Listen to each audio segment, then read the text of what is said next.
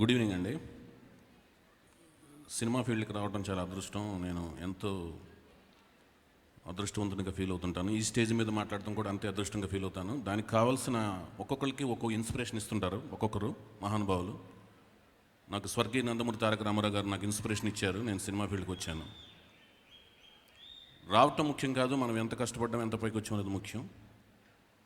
ఇక్కడికి వచ్చిన తర్వాత నా తల్లిదండ్రులు నాకు జన్మనిస్తే నాలోని టాలెంట్ని గుర్తించి నాకు దర్శకుడిగా జన్మనిచ్చింది మాత్రం నాగార్జున అక్కినేని గారు.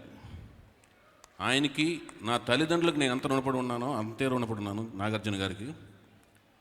ఆయనకి నేను ముచ్చటగా అంటే చాలామంది ఆయన యువ సామ్రాట్ అని, కింగ్ అని రకరకాల పేర్లతో పిలుస్తుంటారు. నేను ఫస్ట్ సీతారామ కళ్యాణం అప్పుడే నేను పెట్టుకున్న పేరేంటంటే సెల్యులాయిడ్ సైంటిస్ట్.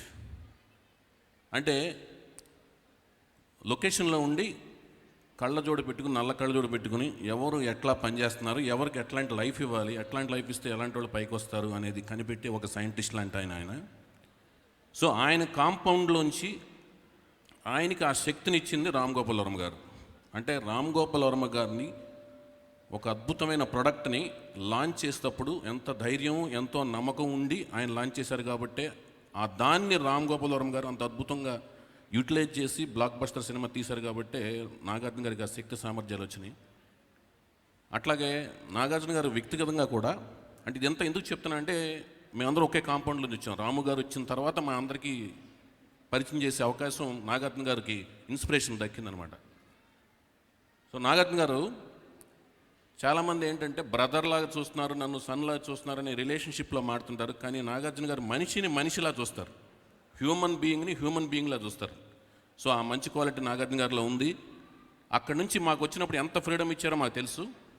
సో ఆ విధంగా మేమందరం అన్నపూర్ణ స్టూడియోస్ ప్రోడక్ట్లో. తర్వాత రామ్ గోపాల్ వర్మ గారి గురించి జనరల్గా ఏంటంటే ఒక సినిమా వైపు ఆకర్షితులైన వెంటనే ఎలాంటి సినిమాలు తీయాలనేది అంతకుముందు తీసిన సినిమాలు ఇన్స్పిరేషన్గా తీసుకుని డైరెక్టర్లు అవుతుంటారు చాలామంది. ఎందుకంటే నా ఫ్యూచరు, నా సేఫ్టీ, నా యొక్క ఆలోచన అంతా బాగుండాలి, జరుగుతున్న వాతావరణంలో సినిమా తీద్దామని. కానీ ఈ పాయింట్ నుంచి ఫుల్ రివర్స్ పాయింట్, అంటే ఈస్ట్ నుంచి వెస్ట్ సైడ్కి టర్న్ తీసుకుని ఒక ట్రెండ్ సెట్టింగ్ ఫిలిం తీయటం అనే దానికి కావాల్సిన దమ్ము, ధైర్యం, హీరోయిజం రామ్ గోపాల్ వర్మ గారిలో ఉన్నాయి. సార్ రాము గారు, మీరు వచ్చిన తర్వాత ఆల్మోస్ట్ బాగా రేరండి ట్రెండ్ సెట్టర్ అనే పదం. లాస్ట్ ట్రెండ్ సెట్టర్ లాంటి దర్శకుడు మీరేనండి. దానికి మేము కళ్ళతో చూసాం, మీ దగ్గర పనిచేసాం. గోవింద గోవింద సినిమాకి నేను ఆయన దగ్గర పనిచేశాను. మీరేం కంగారు పడాల్సిన పని లేదు. ఆయన గట్టిగా నిబంధనలు పెట్టుకుంటారు. గోవింద గోవింద అప్పుడు కూడా ఇది లాస్ట్ ఫిలిం, ఇంకా తెలుగులో నేను చేయను అన్నారు. నిబంధనలు పెట్టుకునే వాళ్ళు దాన్ని బ్రేక్ చేయగలిగిన బలం కూడా ఉంటుంది. నిబంధనలు పెట్టుకుంటాక బలం కావాలి, వాటిని బ్రేక్ చేయటం కూడా బలం కావాలి. ఆ రెండు బలాలు రాము గారి దగ్గర ఉన్నాయి.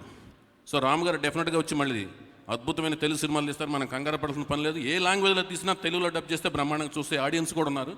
అదేం పర్లేదు మనకి. వంగవీటి చిత్రం గురించి మాట్లాడాలంటే, మేము చిన్నప్పుడు హైదరాబాద్లో మత కలహాలు జరుగుతున్నాయని పేపర్లో చూసేవాళ్ళం. అలాగే రాయలసీమలో ఫ్యాక్షన్ జరుగుతుందని పేపర్లో చూసేవాళ్ళం. కానీ నేను పుట్టింది పెరిగింది గుడివాడ. కానీ కోస్తా ఆంధ్రాయే కాదు, ఆంధ్రప్రదేశ్ మొత్తానికి ఒక న్యూస్ అనేది మోస్ట్ అవేర్ న్యూస్ అయిపోయేది. అదేంటంటే బెజవాడలో గొడవలు జరుగుతున్నాయి, పొడుచుకుంటున్నారు, కొంతమంది చచ్చిపోతున్నారు అనేది. ఆ గొడవలు జరుగుతున్న టైంలో వింటాకే మాకే ఒక రకమైన భయాందోళనలు, లేకపోతే ఒక రకమైన ఒక ఉద్వేగంలాగా ఉన్న టైంలో ఆ గొడవల మధ్యన ఉంటూ దాన్ని కథాంశంగా ఎన్నుకుని రాము గారు తీయటం అనేది ఒక పెద్ద విషయం. పైగా ఇలాంటి సినిమాలు తీయటం అనేది ఆయనకి వెన్నతో పెట్టిన విద్య. చాలా ఇంటర్వ్యూలో ఆయన చెప్తుంటాడు ఆయన ఎవరికి భయపడనని. ఎందుకు భయపడరంటే కథలో ఏ పరిస్థితుల వలన ఆ క్యారెక్టర్లు అలా బిహేవ్ చేసి ఎవరిని ఎందుకు చంపుకుంటున్నారనేది క్లియర్గా క్యాలిక్యులేటెడ్గాను ఆ కథలో పరిస్థితులు హీరోలు అయినాయి, పరిస్థితులు విలన్స్ అయినాయి అని చెప్పటం అనేది రాము గారికి ఉన్న ఒక లక్షణం. అట్ ది సేమ్ టైం ఆ గ్యాంగ్స్టర్స్లో ఉన్న మిస్అండర్స్టాండింగ్స్ వాటిని బేస్ చేసుకుని అద్భుతంగా తీస్తారు. అలాంటి సినిమాలు చాలా చూసాం. ఇందులో కూడా ఏమి సందేహించాలని పని లేదు. వంగవీటి వర్గం, లేకపోతే రాధా గారు, రంగా గారు ఫ్యాన్స్ కానీ, లేకపోతే నెహ్రూ గారు, గాంధీ గారు, మురళి గారు ఫ్యాన్స్ కానీ, లేకపోతే శిరీష్ రాజు గారి ఫ్యాన్స్ కానీ ఎవరో ఏమి ఆందోళన చెందాల్సిన పని లేదు. ఎందుకంటే అందరినీ బ్యాలెన్స్ చేస్తూ అందరికీ ఇష్టపడే విధంగాను పరిస్థితులు అనే ప్రభావం మీద మనుషులు కొట్టుకుంటున్నారని క్లియర్గా చూపించగల సత్తాను, అంత తెలివితేటలు, అంత క్యాలిబరు, అంత దమ్మున దర్శకులు రాము గారు I wish you good luck sir. ఎక్సలెంట్గా పెద్ద హిట్ అవ్వాలని మనస్ఫూర్తిగా సినిమా మేము కోరుకుంటున్నాం. Thank you so much sir.